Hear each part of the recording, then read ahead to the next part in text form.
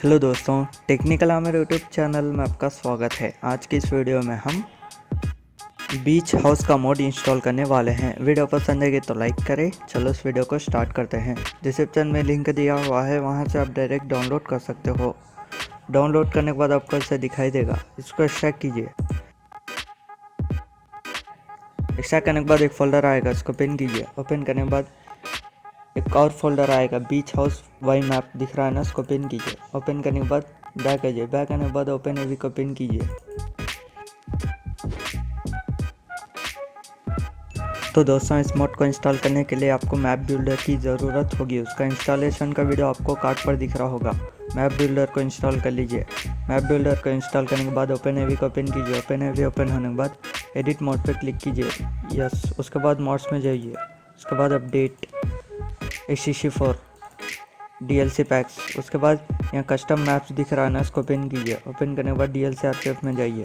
उसके बाद H64, उसके बाद लेवल्स, उसके बाद GTA 5, उसके बाद सिटी, उसके बाद मैप्स में जाइए। उसके बाद कस्टम मैप्स RPF दिख रहा है ना, उसको ओपन कीजिए। ओपन करने के बाद एक्सट्रैक्ट किया हुआ फोल्डर पर आ जाइए। आने के बाद यहाँ बीच house and beach house light के वाई मैप के फाइल दिख रहा है ना, इनको यहाँ ड्रैग एंड ड्रॉप कीजिए। बस दोस्तों, इतना ही आपको करने का। चलो अब GTA 5 ओपन करते हैं।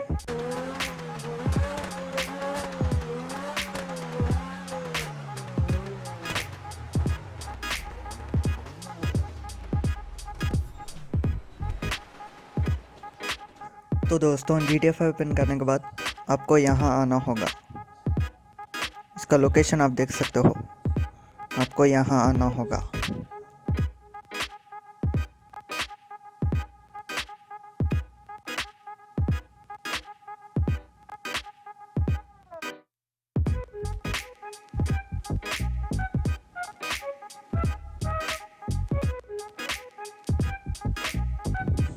तो दोस्तों, आप देख सकते हो बीच हाउस आ चुका है।